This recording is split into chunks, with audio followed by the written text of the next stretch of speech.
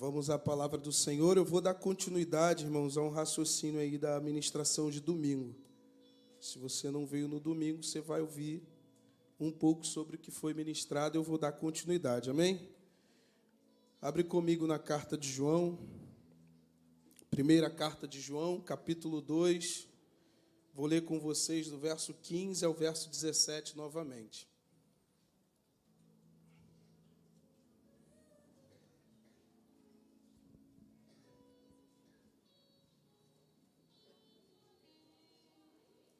Diz assim, primeira carta de João, lá no finalzinho, no capítulo 2, no verso 15 ao 17. Não ameis o mundo, nem o que no mundo há. Se alguém ama o mundo, o amor do Pai não está nele, porque tudo que há no mundo, a concupiscência da carne, concupiscência dos olhos, soberba da vida, não é do Pai, mas do mundo.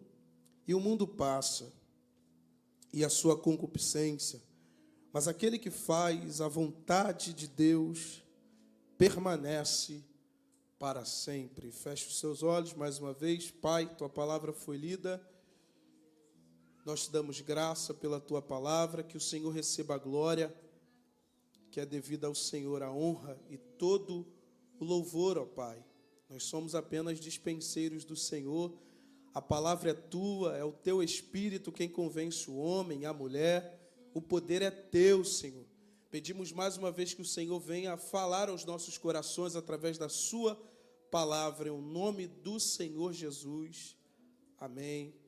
E graças a Deus. Bom, nós falamos um pouco sobre o mundo, o porquê. Falou que surge em nossos corações quando ele diz, você ama a Deus ou você ama o mundo? E esse amor a Deus é um amor correspondente. Não é unilateral, mas ele é mútuo, ou seja, não é só da parte de Deus. É um amor que Deus age em nós e espera também a nossa resposta. E nós vimos que não tem como dar uma resposta para Deus em amor, se não for através da palavra, presbítero Fábio. A palavra de Deus é a que contextualiza a nossa resposta em amor. Ninguém pode dizer que ama a Deus se não for através dos seus princípios. João mesmo falou, nós nos fazemos mentirosos. Se eu digo que amo e não cumpro e não guardo, eu sou um mentiroso, foi o que João disse.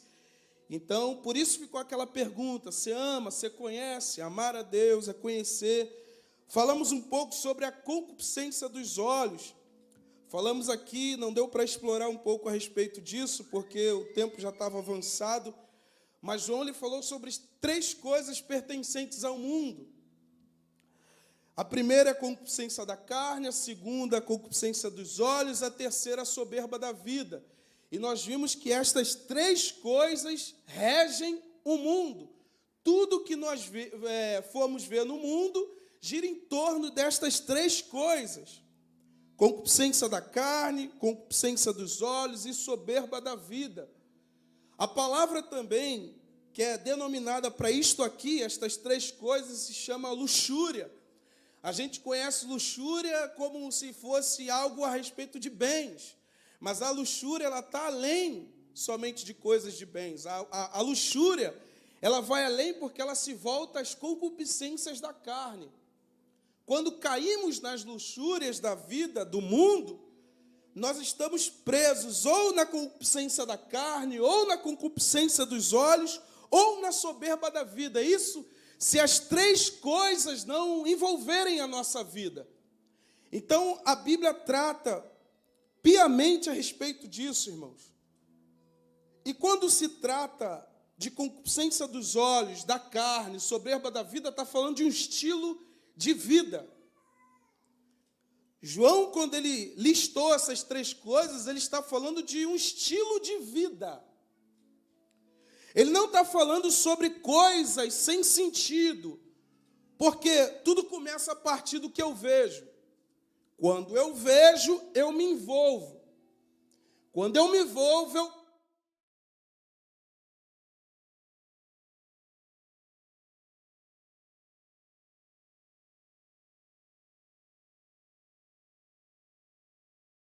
Por isso que quando eu falei sobre concupiscência da carne, eu voltei para a carta de Pedro, a primeira, no capítulo 1, no verso 14, que ele diz, como filhos obedientes, não vos conformando com as concupiscências que antes haviam em vossa ignorância.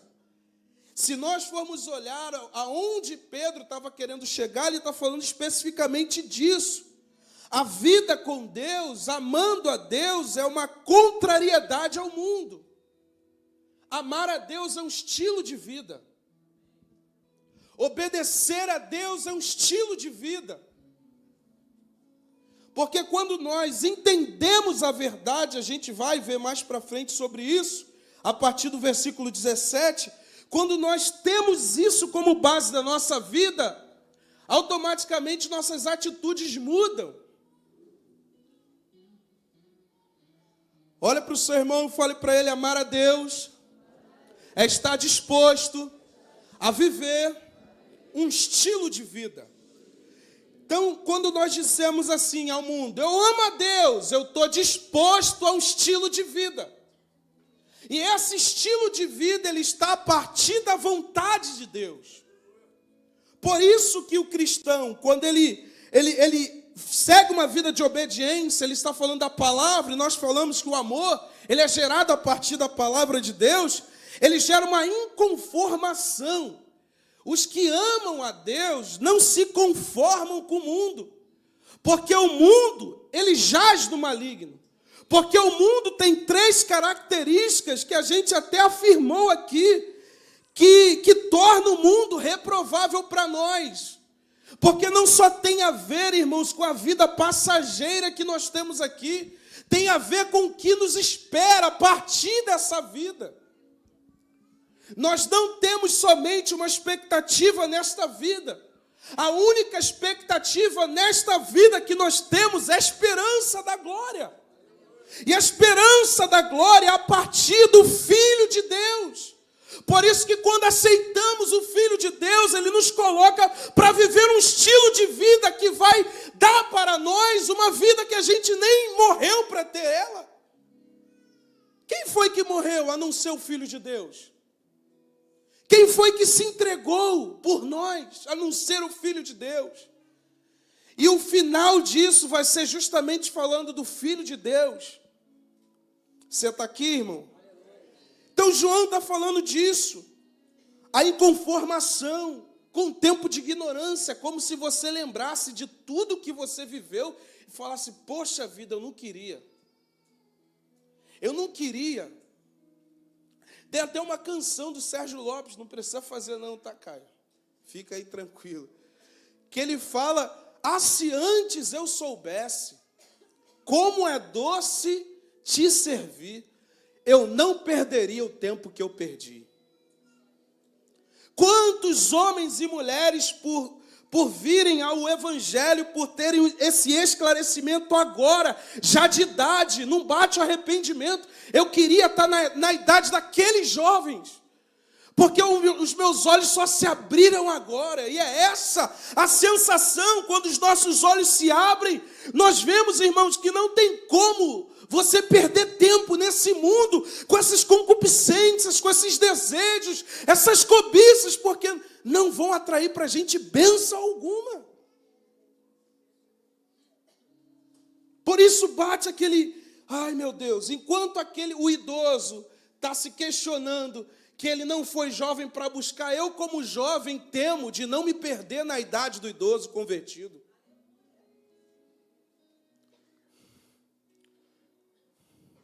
Porque, como já foi ministrado até mesmo pelo nosso pastor Ivani, melhor é o fim, que foi falado por Salomão, do que o começo. Do que adianta eu estar aqui jovem, trilhando, e eu temo falar isso. Eu temo falar isso porque você inicia numa proporção, quando você termina, como é que será o nosso estágio? Não tem como a gente saber. Por isso hoje é tudo ou nada, é levar a sério ou levar a sério. Não existe outro meio, irmãos. Aí às vezes alguém olha para a gente nessa intensidade, nessa constância, e diz: você está pegando pesado, você está sendo firme demais, seja um pouco mais flexível. Como o mundo é agressivo. Se eu for flexível na minha conversão, eu não me converto. Se eu for flexível com o pecado, eu me envolvo, eu caio. Se eu for for flexível, eu perco o casamento. Se eu for flexível, eu perco a santidade. Não tem como, é tudo ou nada. Ou nós vivemos inteiramente para Deus, ou nós iremos cair na depravação desse mundo. Parece que a gente está rotando santidade, pastor Ivani. Nossa, eu sou poderoso. Não, irmão, troca de lado. Para você ver dia e noite tendo que chorar, estudar a palavra, viver, orar, jejuar para não cair, carregar pessoas e quase estar tropeçando. Às vezes a gente tem que servir de âncora para alguém e a gente mesmo precisava de âncora e não tem ninguém. Esse é o lado do evangelho que a gente tem que radicalizar. Não brinque com esse mundo, irmão.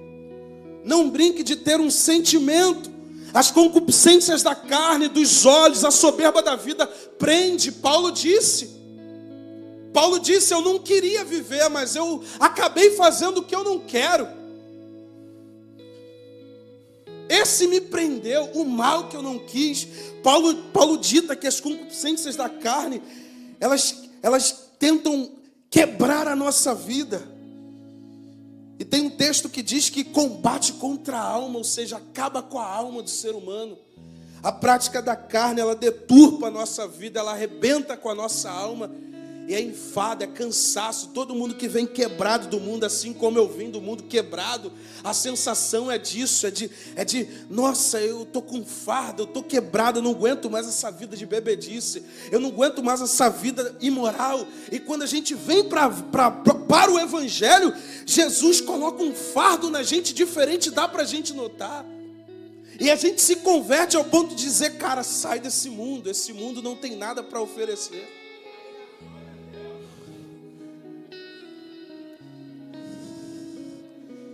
Eu tenho que viver inconformado. Pessoas inconformadas têm o amor de Deus aperfeiçoado dentro delas. Porque o que é inconformado, ele tem uma vida de obediência. Ele não se conforma. Ele não olha para esse mundo com gostinho de quero mais. Gostinho de quero mais é só na presença de Deus. Ah, eu sinto saudade. Não, irmão, repreende isso aí. Sinto saudade como... Aí a gente vai cair na ignorância do povo do Egito. Oh, saudade das cebolas. Olha, aquele tempo os caras tinham saudade de cebola e pepino. Cebola e pepino. E tinha outros alimentos que eles tinham saudade. Mas ali era uma linguagem figurativa, porque onde tinha cebola e pepino? De que lembrança eles estavam falando? Do que eles comiam quando eram escravos. Então a murmuração deles era assim, eu sinto saudade de quando eu era escravo, porque quando eu vivia como escravo, eles me davam cebola. Então eles estavam tendo saudade do aprisionamento, de viver comendo a mesma coisa que comiam lá atrás. E entraram num deserto próspero. Deus fez água sair da rocha. Deus enviou codornizes, irmãos. O habitat natural de uma codorniz não é um deserto. Aonde que você vai ver manancial saindo da rocha de água? Num deserto. Não é a característica, mas o que Deus estava provando para o povo? Que a necessidade do povo estava em Deus. Por que estava em Deus? Porque independente do cenário que Deus nos levar, eu vou usufruir se Deus quiser ou não. O terreno não afeta a vontade de Deus. Deus faz florescer no deserto. Deus faz a gente plantar ou colher aonde a gente não semeou. Agora eu esqueci do profeta, não sei se é profeta Isaías. É profeta Isaías ou Jeremias que fala que a gente vai entrar numa terra, vai tomar posse de uma terra que a gente não semeou, que a gente não plantou, e a gente vai colher daquilo que as nossas mãos nem tocaram para plantar alguma coisa. Tem vida melhor? Tem vida melhor do que estar com um Deus desse? Que faz a gente colher sem ao menos ter lançado alguma semente? É só a gente ver. A semente da salvação foi plantada por quem, irmãos? Uma mulher gerou estéril. Ou melhor, uma mulher gerou sem ter relação sexual alguma. Isso é fora da lógica. um feto, um embrião crescer dentro do útero de uma mulher, a partir da vontade de Deus. Então ele está dizendo isso.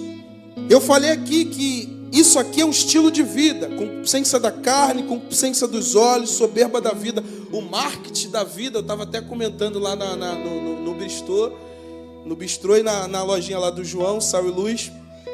Estava lá também o Wesley. Eu estava citando a respeito disso. O marketing de hoje ele funciona dessa forma, e alguns homens querem aderir o marketing que o mundo tem para fazer como a igreja. E não tem como, não vai funcionar. Vai gerar concupiscência, vai gerar corrupção, porque as pessoas precisam ver. Aí hoje você nem precisa comer um hambúrguer para desejar. Tu olha aquela foto mentirosa, enganosa. A câmera ainda consegue pegar ainda o caldinho do barbecue ou do cheddar. Aí tu se imagina limpando a boca ainda do cheddar, ainda comendo aquilo. Nem comeu, nem pagou para comer, mas já está com desejo. Rapaz, aquela costela lá no cartaz, tu viu? Eu quero saber se é daquela forma, eu quero pagar para eu comer. O marketing a partir do visual, o mundo também é da mesma forma. Satanás, o príncipe do ar, o príncipe deste século, pega muitos cristãos através da concupiscência dos olhos. Ele olha para o mundão, rapaz, que vida boa, não tem compromisso com nada, eu sou livre, cara, eu posso fazer o que eu quiser. Ele cara, vai, come, usufrui dessa vida. A vida é sua, Deus deu uma só. Então a gente tem que provar de tudo. Quem já ouviu essa frase? Eu cresci ouvindo essa frase. A vida é uma só, cara. Vai perder.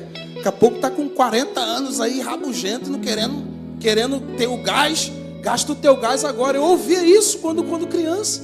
Gasta o teu gás agora. Vai, usufrui dos prazeres. Desfruta dessa vida. E olhava todo mundo. Dava 10 horas da noite, só eu em casa. Todo mundo arrumadinho, com a latinha na mão, ou indo para uma festa, ou dentro de casa ouvindo tum, tum, tum.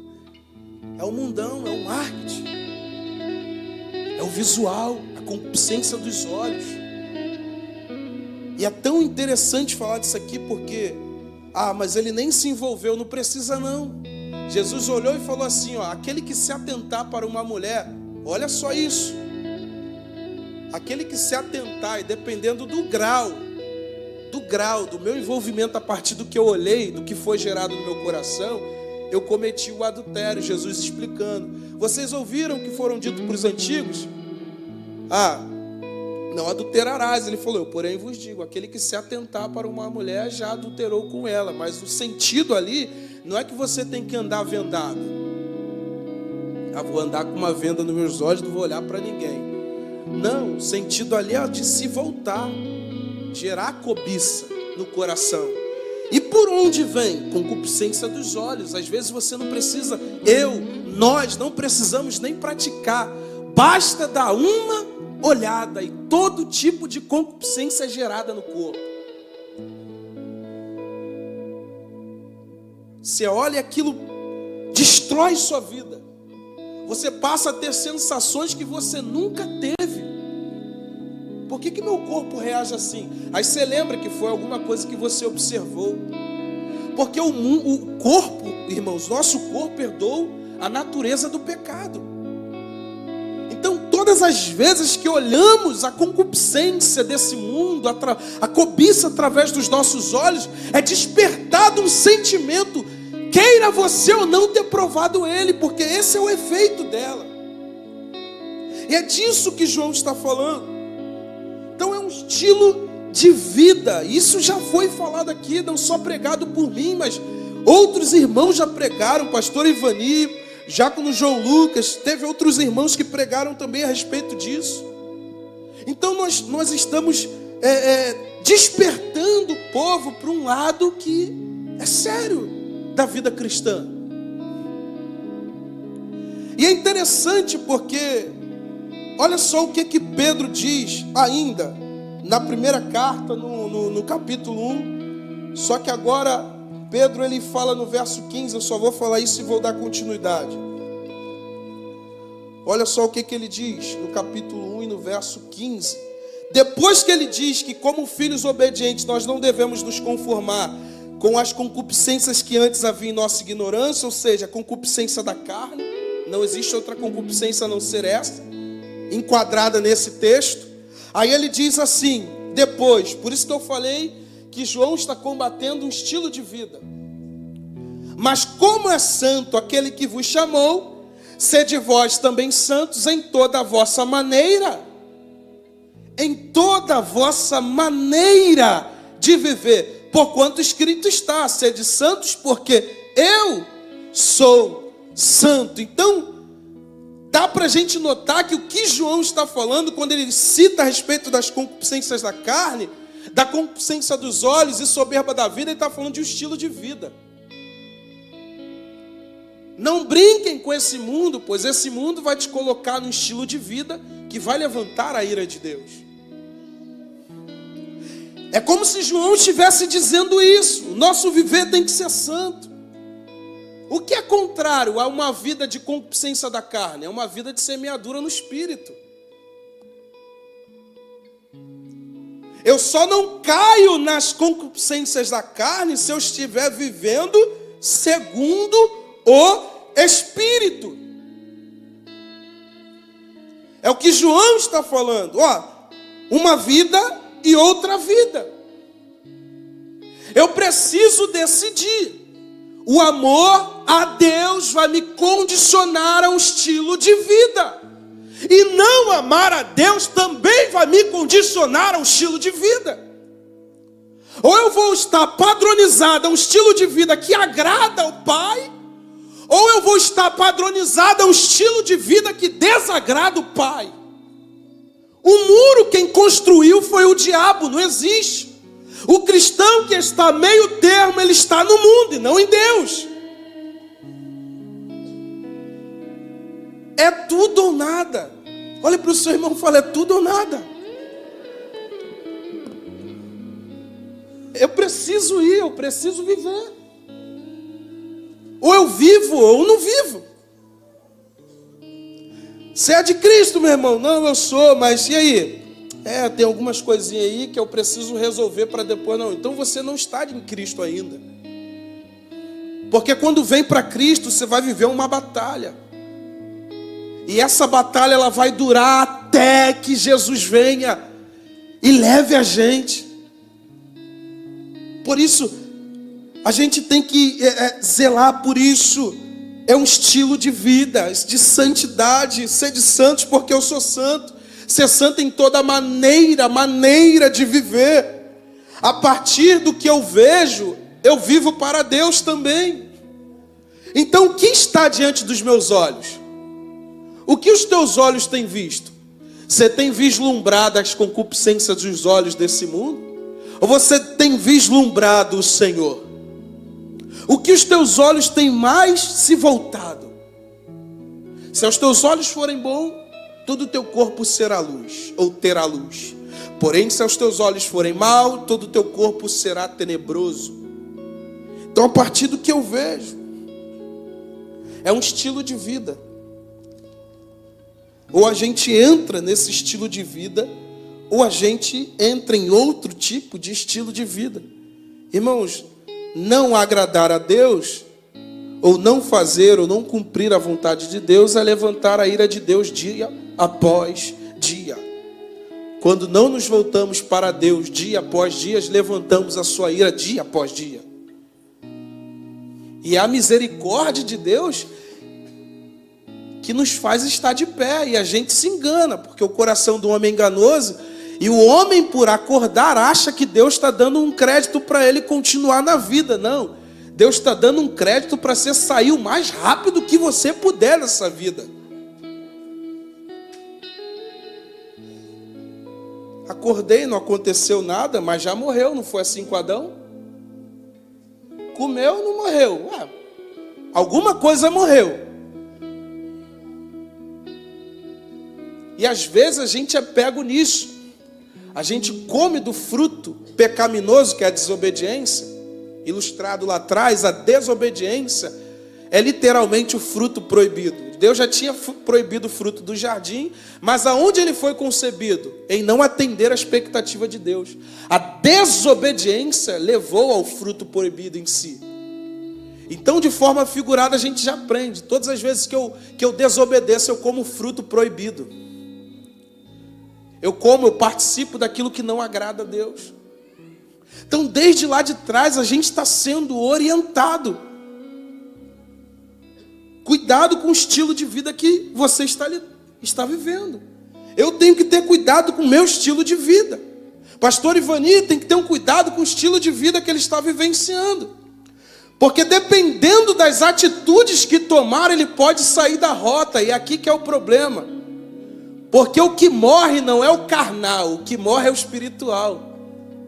Cometeu um pecado, não morri, então vou continuar cometendo pecado. Eu acordei. E a gente cai nesse engano. E vê que o fruto é bom, vê que a desobediência é boa. Nossa, que coisa maravilhosa. E vai gerando boleto atrás de boleto. Então, ou a gente se decide para o Senhor, ou nós nos decidimos para longe do Senhor. Ou nós somos servos do Senhor, ou qualquer outro tipo de coisa nos tornará seus escravos. Sentimentos, desejos, vontades, possessões demoníacas. Se vê aprisionado, não consegue sair, é o Senhor que rege a vida da pessoa. Quando é o Senhor, a gente sabe quando é o Senhor que rege, porque a gente é condicionado a um estilo de vida. E esse estilo de vida, ele é um estilo de vida que agrada ao Senhor. Se eu sou santo, sejam santos em toda a vossa maneira de viver. Por quê? Porque estamos nessa vida. E como nós estamos nessa vida, nós estamos sujeitos a todo tipo de desejo dessa vida. Por isso que eu disse aqui, se eu não viver esse estilo de vida, eu não consigo me condicionar a essa vida. Alguns ainda têm coragem de tentar ainda subir numa tribuna com uma vida toda tortuosa. Eu não quero ter essa ousadia. Se for para entrar num caminho tortuoso, é melhor entrar de vez e não assumir que eu estou fazendo algo para Deus. Ou a minha vida é dele, pertence a ele, ou a minha vida é do mundão, pertence ao mundão. Algumas pessoas às vezes reclamam dos ímpios, mas às vezes o ímpio tem tanta sinceridade mais do que um cristão. Ou o que pensa que é um cristão. Às vezes você vê uma pessoa que está ali no mundo, mas ela é mais sincera do que um cristão quando vai para o mundo. A pessoa que está no mundo, vivendo no tempo da ignorância dela, ela às vezes é mais sincera do que o cristão que decide dar meia volta. Porque pelo menos essa pessoa está ali, eu não estou querendo dizer que a vida que ela está levando vai condicioná-la para uma vida boa, não é isso não. Mas eu só estou fazendo uma comparação. Às vezes a pessoa tem mais sinceridade, porque ela é aquilo mesmo. E o cabra que se diz cristão, ou a irmã, o irmão que se diz cristão, não. Ele está um aqui e um lá. Só que ele está lá, mas ele acha que está aqui. Ou ela acha que está aqui. Porque não existe lá e cá. Existe aqui ou existe lá. Existe o lado A ou existe o lado B. Ou eu estou com A ou eu estou com B. A e B não existe. No Evangelho é assim. Ou estamos com Deus ou estamos com o mundo. Ou Deus é o nosso Senhor ou o diabo é o nosso Senhor. Ou o céu é nosso ou o inferno é nosso. Você consegue entender? É um divisor de águas. Quem vai para um lado não tem como ir para o outro. Para ele ir para o outro, ele vai deixar o lado que ele estava. E a gente precisa gritar isso porque os dias são maus. E a cada dia que passa o mundo está se revelando mais e mais. As práticas têm aumentado, as concupiscências da carne, os desejos têm levado pessoas a destruírem seu próprio lar, seu próprio casamento, sua própria vida, perdendo a santidade por causa de desejos que duram segundos, momentos, mas que podem gerar um boleto eterno. A maldade da carne é essa, que uma prática de 5 minutos ou 10 minutos pode custar uma eternidade. E eu posso afirmar diante do Espírito do Senhor, vai custar uma eternidade. Para uns, a vida, o estilo de vida que levar, vai tomar posse da eternidade no sentido bom. Para outros que não se curvarem diante de um estilo de vida de santidade, vão tomar posse de um sofrimento eterno. É o que a Bíblia nos diz. Alguns não querem nem abrir o livro de Apocalipse, mas nós devíamos amar esse livro, porque é um livro que esclarece o fim dos tempos. Um livro que a gente devia mais amar e não ter medo, porque temer é não estar aperfeiçoado no amor. Quem ama não teme. O amor lança fora todo medo. Quem ama está verdadeiramente aperfeiçoado em Deus. Então eu abro Apocalipse, porque eu quero ver o meu fim. Eu entrarei num palácio de glória. Diante de mim vai estar uma mesa, e o Senhor dessa casa nos servirá. Quem está aperfeiçoado no amor tem coragem de abrir o livro de Apocalipse e não foge dele. Vai ver o final dos ímpios. Vai ver o que vai acontecer com esse mundo. Você lembra de Abacuque que está se questionando, Asaf também se questionou, mas quando entrou na casa de Deus, ele, eu vi o final dos ímpios, disse Asaf. Grandes e pequenos, ricos e pobres, não vai ter para ninguém. Esse mundo vai passar, e a gente vai para isso aqui agora. O mundo passa. E Paulo, na sua segunda carta aos Coríntios, no capítulo 4, no verso 18, ele diz, olha, não atentando nós para as coisas que se veem, pois são temporais, mas para as que se não veem, pois são eternas. Por que eu não posso me voltar para esse mundo? Porque esse mundo vai passar. Nada vai restar. Isaías, o profeta messiânico, já disse. No capítulo 40, no verso 6 a 8, ele diz que o povo é como a erva do campo. E Pedro também vai dizer que a glória do homem é como a flor da erva. Vai passar, vai desaparecer. E a única coisa que vai restar é a palavra de Deus.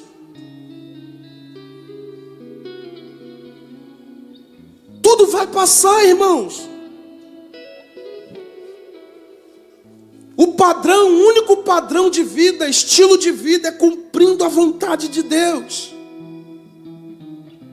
Obrigado, amor. Cumprindo a vontade de Deus. O mundo e sua concupiscência, esses prazeres que nós estamos vendo nesse mundo, não existirão mais, segundo a palavra de Deus. Não existirão mais. Eu estava até comentando com o João um filme muito ilustrativo que traz a ousadia de Satanás num tempo presente. Tem um filme, Não Olhe Para Cima. Quantos já assistiram esse filme? Alguns. Esse filme ele é didático. Não é um filme cristão, mas é um filme que, se você olhar, você extrai coisa boa. E eles descobrem que um grande mal está vindo sobre a terra. E a ideia dos cientistas, dos geólogos, biólogos, astrólogos do tempo era reunir todo o pessoal e conseguir bombardear a humanidade para que eles não tivessem a clareza da notícia e soubessem o quanto era verdade o final do tempo. E quando eu assisti aquilo, Vinícius, eu fiquei olhando, rapaz, o diabo está trabalhando assim. Porque o príncipe deste século cegou o entendimento dos incrédulos, para que ele não lhes resplandeça a luz de Cristo. O diabo, algumas pessoas estão brincando tanto com esse mundo, que termina cego na sua fé. e não enxerga a luz, e não enxerga o que há de vir. E o ensinamento que eu tive era esse, é justamente esse, que o diabo está trabalhando na incredulidade do homem. E a Bíblia afirma, porque ele não quer que nós venhamos olhar para a luz. Porque se olharmos para a luz, nós iremos ver o fim dos tempos. Se eu olhar, eu sei aonde a gente vai parar. Eu sei que o que está vindo sobre esse mundo não é bom. E o Senhor disse na sua carta, através do profeta Jeremias: ai daqueles que dizem paz quando não há paz. O mundo não vive em paz com Deus. Quem vive em paz com Deus é a igreja no mundo. Ouça isso e acredite nisso. O mundo não está em paz com Deus. Quem está em paz com Deus é a igreja, por causa do noivo dela. É a única coisa que faz Deus se atentar para essa terra.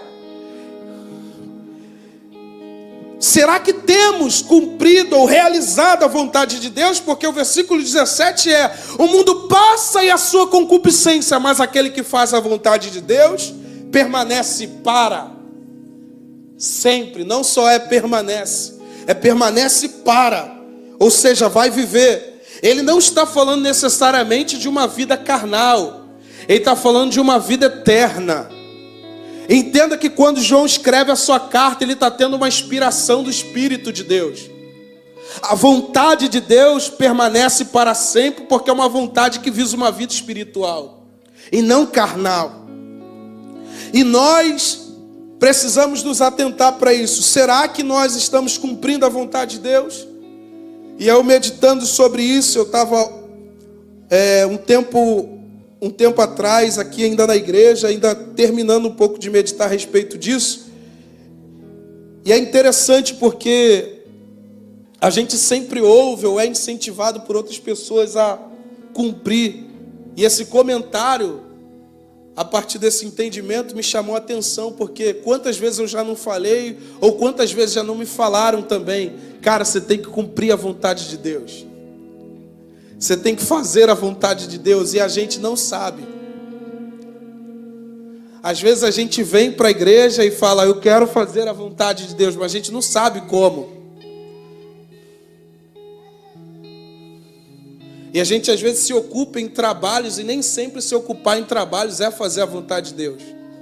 Porque está além de cumprir um trabalho, está além de dirigir um culto, está além de cumprir um tempo litúrgico. Eu acho que passar 2 horas de culto dentro de um templo, eu estou cumprindo a vontade de Deus.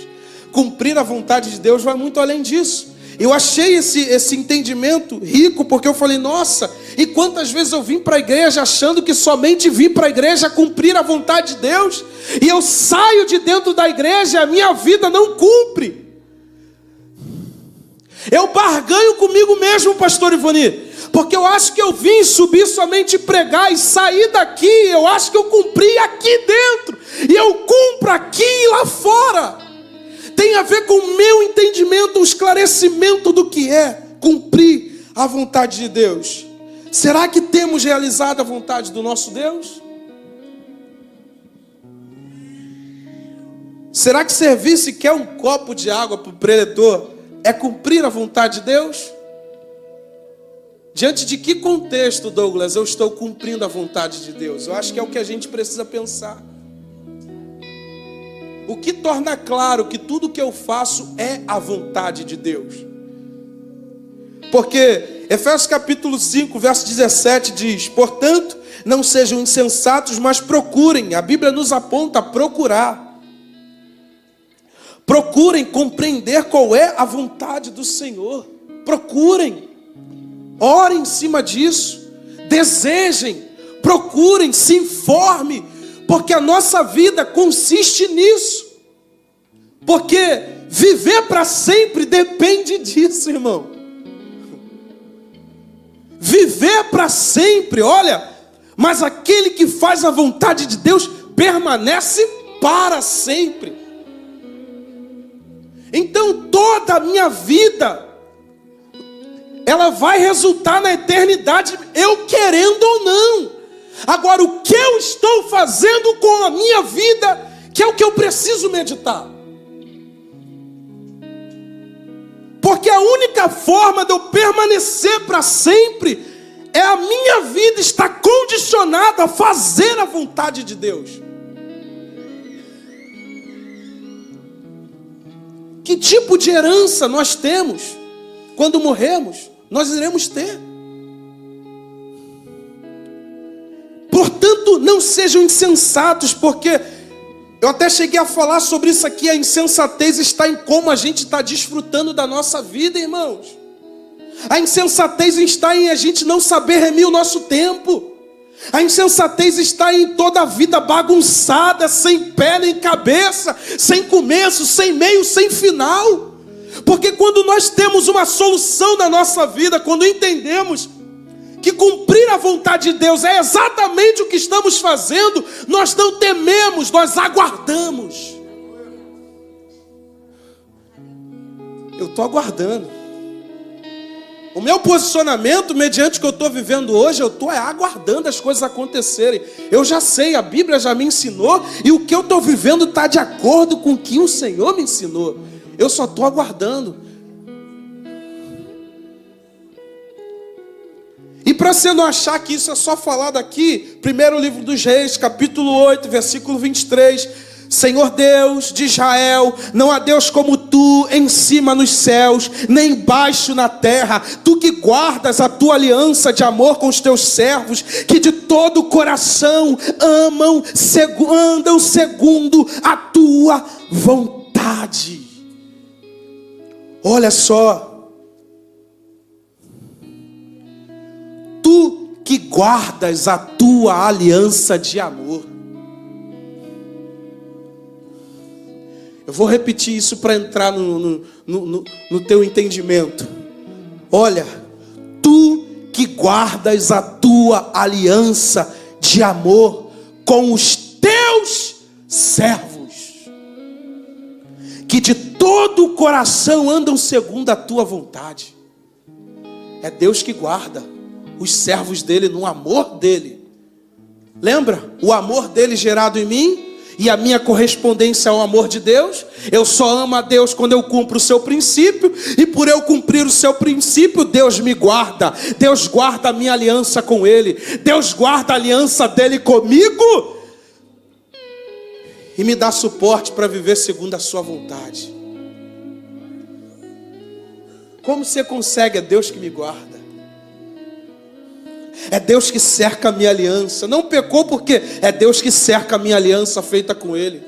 Não errou porque é Deus que cerca a minha aliança com Ele. É Deus que tem o seu amor dentro de mim e me tem por servo. Glorificado seja o nome do Senhor. Alguns estão equivocados em cumprir a vontade do Senhor e não sabem o que nos espera, pastor Ivani. Cumprir a vontade de Deus é ser chamado por Deus a desfrutar de uma vida com valores e pesos eternos. Eu estou lutando por uma vida eterna, irmão. Minha irmã, nós estamos lutando por uma vida eterna. Nós não estamos lutando por uma vida passageira. Olhe para o seu irmão e fala: tudo que batalhamos na terra vai resultar em coisas, valores, princípios com pesos eternos.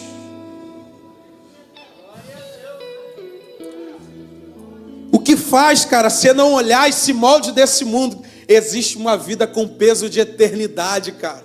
Tudo que eu fizer aqui vai resultar em como eu verei essa vida. O que te espera após a morte, irmão? Eu estou seguro. Se você perguntar para o pastor Ivani, para alguns irmãos e irmãs, para a família do pastor Ivani, o que aguarda eles após a morte, eles vão dizer: eternidade. Mas não só isso, uma eternidade cheia de alegria. gozo no Espírito, alegria, alegria, peso eterno, alegria eterna, manancial eterno. Nós iremos ver aquele texto que fala que do trono do Senhor jorra uma fonte.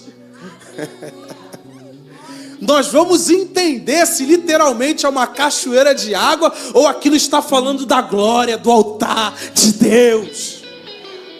Do que sai a pureza do altar de Deus. Aí a gente vai endoidar falando de eternidade, irmão. Quem fala de eternidade fica sem os parafusos da terra. Fica mesmo, fica doidinho. Mas não é esse doido que está nesse mundo aí perdido por consequência do pecado, não. É uma loucura de Deus, porque a loucura de Deus é mais sábia do que a sabedoria do homem.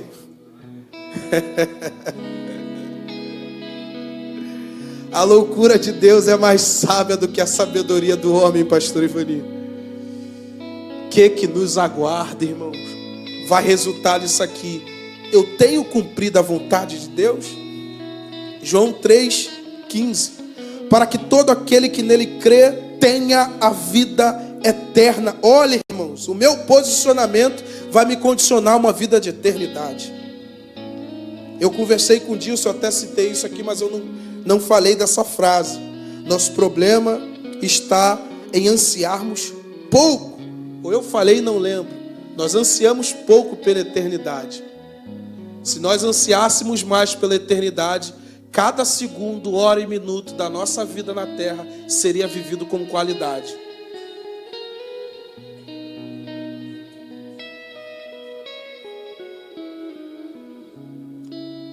O foco da nossa vida, a direção da nossa vida teria mais valor.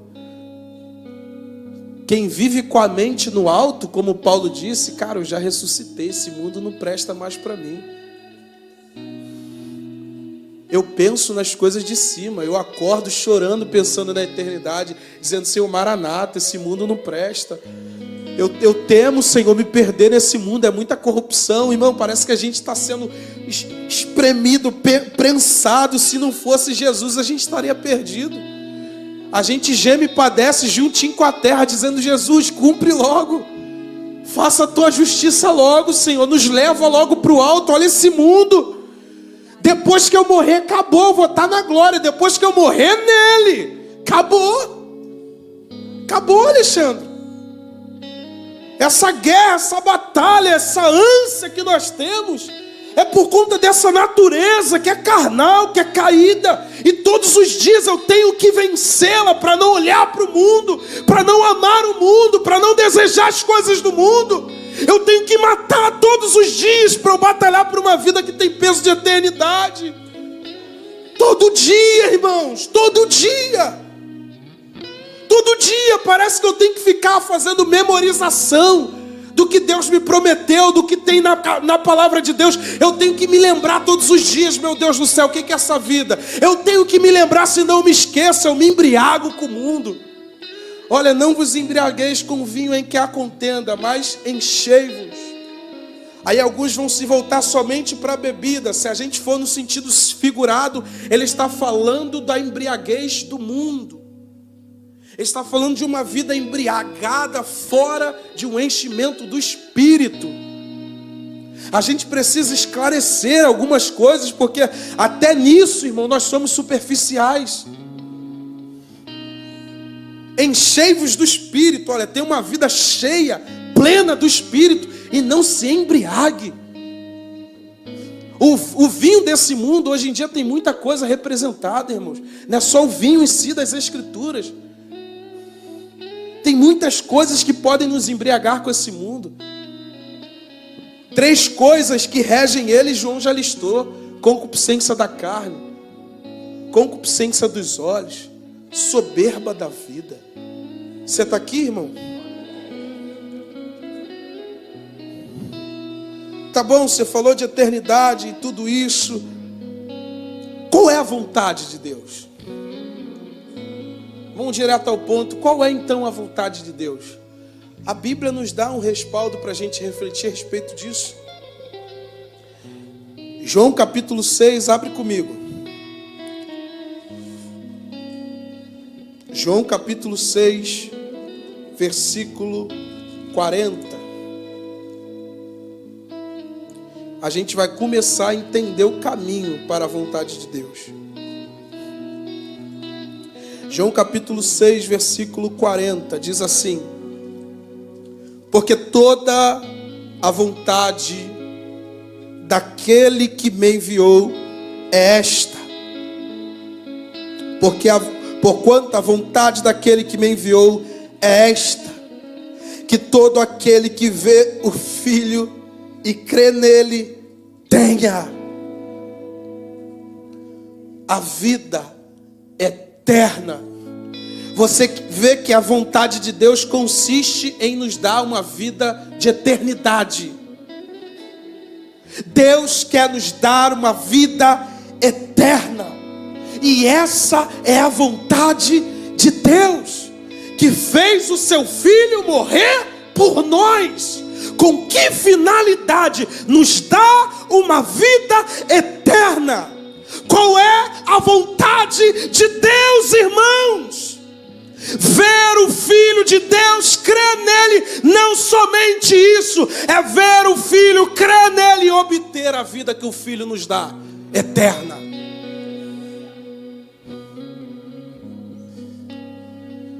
Aleluia. Ver o Filho e obter a eternidade. Não tem como viver uma vida de eternidade fora do Filho de Deus. Por isso que a gente faz aqui o convite da graça. Irmão, creia no Senhor Jesus e viva com o Senhor Jesus, a partir do Senhor Jesus. Aí ele diz: vê o Filho e crê nele, tem a vida eterna, e eu ressuscitarei no último dia. O Senhor nos prometeu uma eternidade. A gente está pensando no céu, na carne.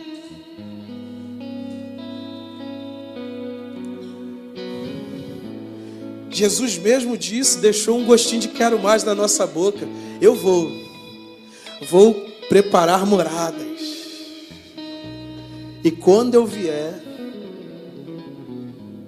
eu vos levarei para mim mesmo, para que onde eu estiver, vocês vão estar também.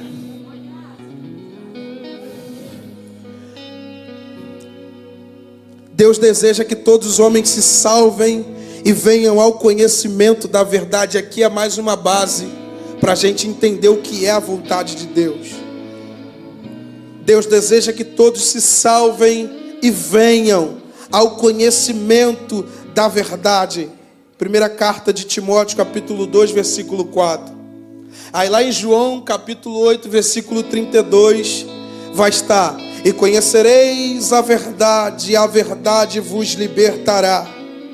Nós vamos ouvir também o próprio Cristo dizendo: eu sou o caminho, eu sou a verdade, eu sou a vida.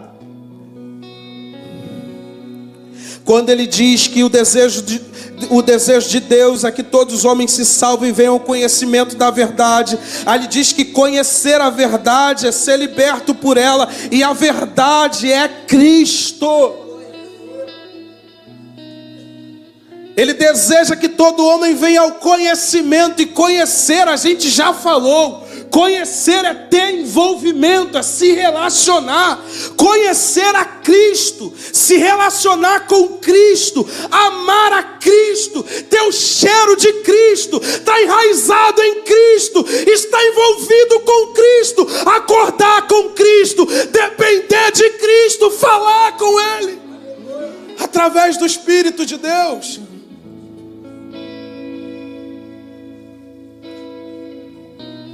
Não haverá uma vida eterna sem Jesus. Não haverá uma vida eterna, coisas, tesouros eternos sem Jesus. Jesus é a porta, irmãos.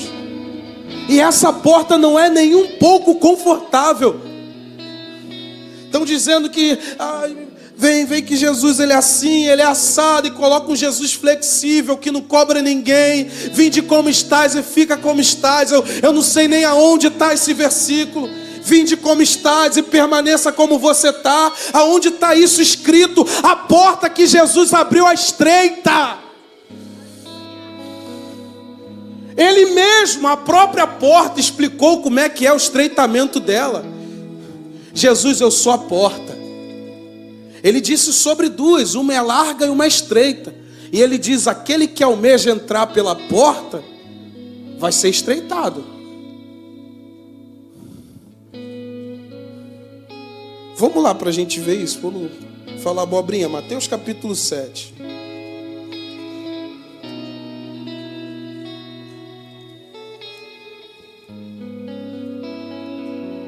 Jesus, olha Jesus falando. E graças a Deus é Jesus. Tem umas afirmações da Bíblia que eu dou graças a Deus que é Jesus falando. Porque se fosse um apóstolo, talvez alguém, ele se equivocou. Não, Jesus não ia se equivocar. Eu dou glórias a Deus que tem verdades aqui faladas pela boca de Jesus.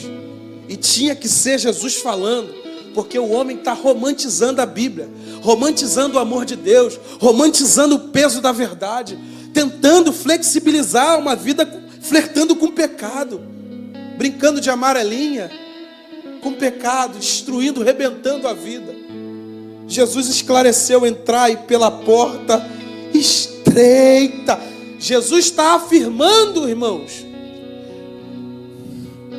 entrai. Olha, Jesus está afirmando, entrem, porque não existe outra porta para vocês com vida eterna. Entrai pela porta estreita. Ai meu Deus, mas tem que largar esse pecado, essa amizade, esse relacionamento. Ela é estreita, vai exigir de você estreitamento. E sabe como é que era a figura de porta estreita para os judeus? Era uma portinha bem estreitinha que uma ovelhinha passava, só cabia ela. Era pequenininha, toda estreitinha, ela entrava ali por ela.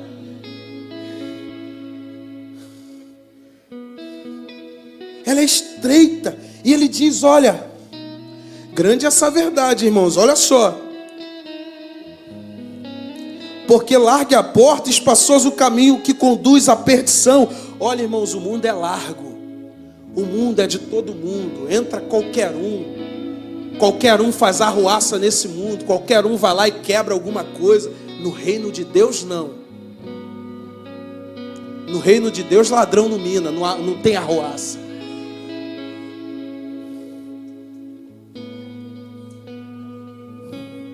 E porque estreita é a porta e apertado o caminho que leva à vida,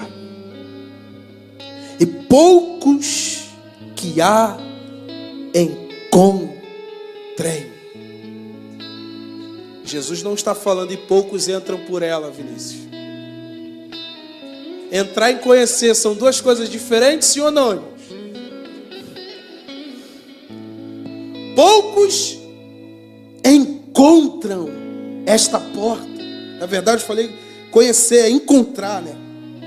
Entrar e encontrar é totalmente diferente. Então nessa corrida da vida, a partir de Cristo eu encontro. E por que muitos vão de um lado para o outro? Porque olham para o estreitamento da porta e não têm coragem de entrar. Ei, essa porta estreita é Jesus.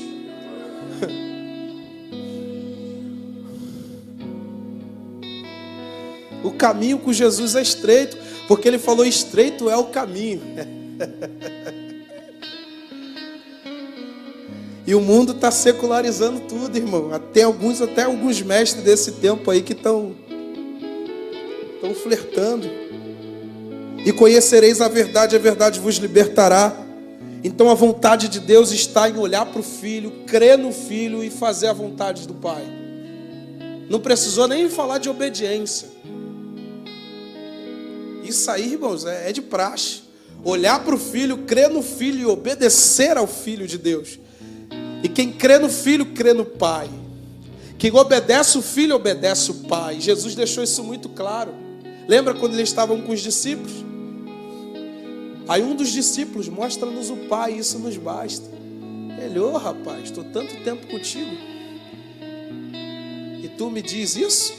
Não vê que o Pai está em mim? E que eu estou no Pai? Quem olha para mim vê o Pai? Você quer papai? Olha para o Filho. O Filho é a imagem do Deus invisível, o Imago Dei. Ele é a imagem do Deus invisível. Ele que tornou o Deus invisível claro e palpável.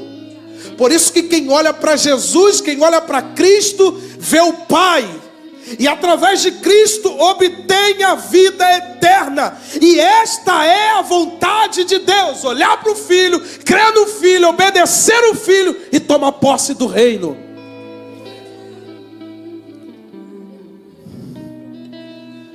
Mas qual é o teu grau de curiosidade pela eternidade?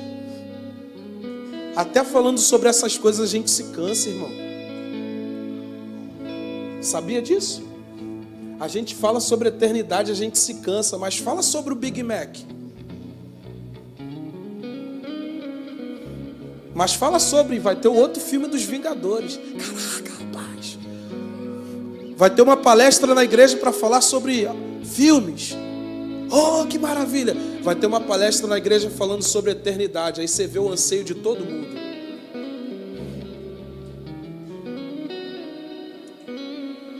Cadê a fome? Cadê os filhos esfomeados? Eu quero saber.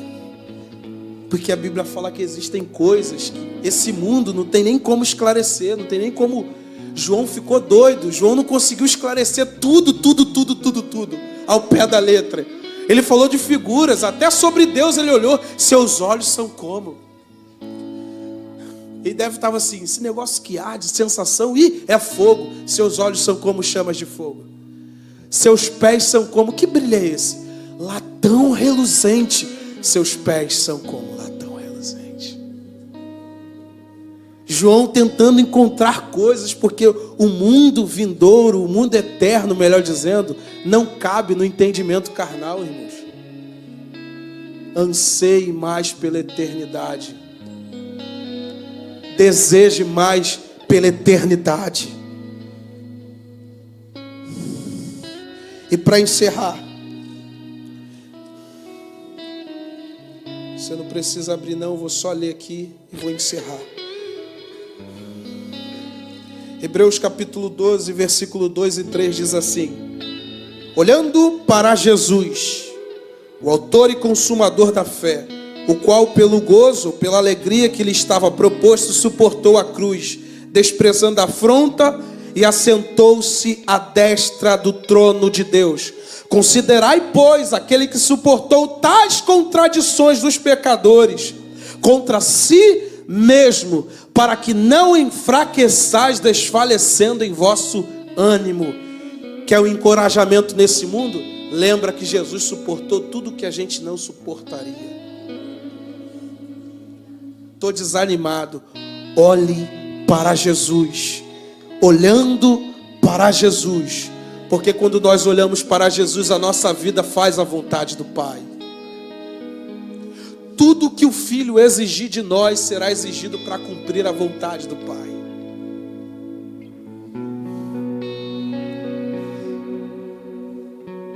Aí talvez você, tá bom, Miquel, e aí, cumprir a vontade de Deus, crer em Jesus Cristo. Cara, você quer ver os passos de Jesus? Você quer saber o que Jesus aconselhou? Mateus, Marcos, Lucas, João.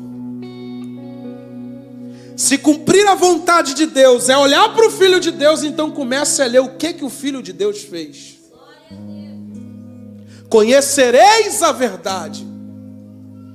Como eu conheço, como eu fico íntimo, lendo as verdades, crendo nas verdades e as verdades estando em nós, ao ponto de mudar a nossa vida e os nossos anseios. Se nós ansiamos pouco pela eternidade, nos falta conhecer mais a verdade. Por isso que a gente fala, às vezes a pessoa acha que a cura da alma é um passe gospel. Eu vou na cura da alma, eu vou ser aconselhado, mas não conhece a verdade. Não se relaciona com a verdade.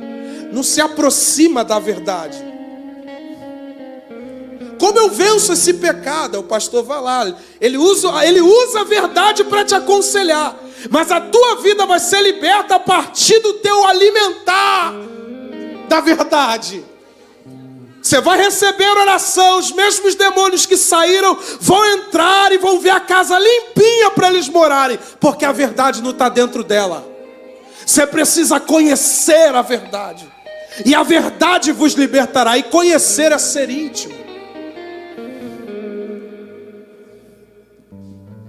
Acabou, irmãos. Se nós conhecermos as verdades, ou a verdade, me perdoe, porque a verdade é uma só, é Jesus. Acabou, irmãos. Olha para o seu irmão e fala: se você conhecer a verdade, você fará a vontade do Pai. Diz de novo: se você conhecer a verdade, você será livre.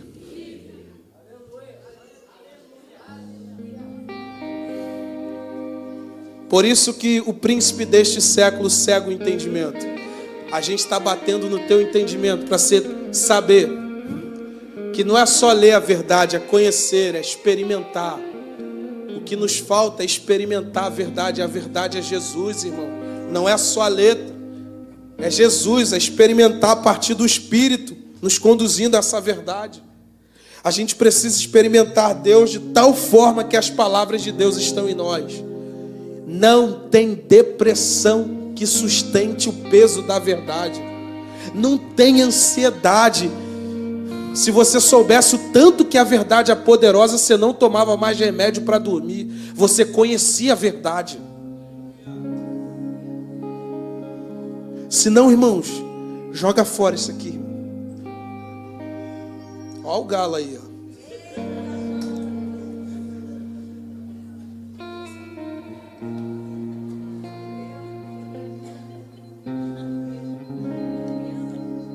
É o galo. É o galo cantando, ó.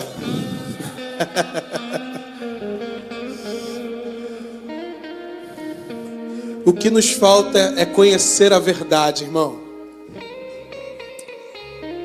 Tá rindo do galo, né, irmão? Deixa o galo para lá. Isso aqui é tão forte. Aquele que faz a vontade do Pai permanece para sempre. Ele está falando, aquele que conhece o Filho. Porque fazer a vontade do Pai está tudo na pessoa do Filho. Não tem um remédio que o Filho nos dê que não cure a nossa alma. Não tem um remédio que o Filho nos deu que não cure a nossa alma, pastor Ivani. Um homem todo leproso chegou diante dele. O que você quer, meu filho? Quer ser curado. Na verdade ele pergunta, né? Ele está subindo ao monte ou descendo, agora eu não lembro. Aí pula na frente dele. Aí fala: Senhor, se quiseres, pode me tornar limpo? Jesus, eu quero.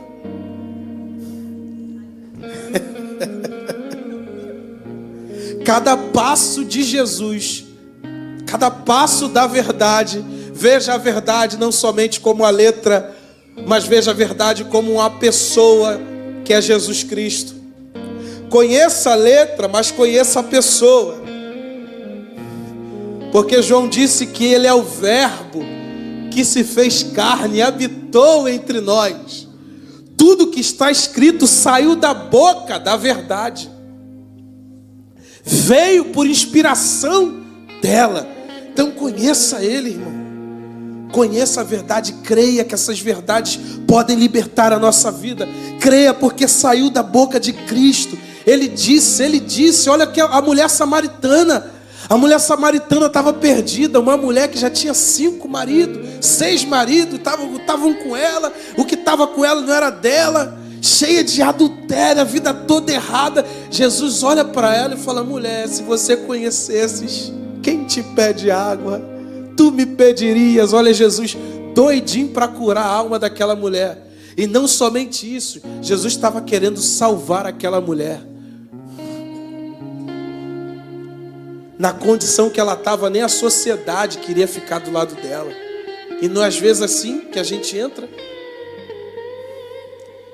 E Jesus está doido para salvar. Olha, a vontade de Deus é só olhar para o filho. E se não, o médico já disse que não tem jeito. Eu não durmo. Eu estou assim. Eu estou vendo um monte de coisa. Eu estou passando por um monte de coisa. Eu sonho com um monte de coisa. Tudo isso vai parar quando a verdade chegar.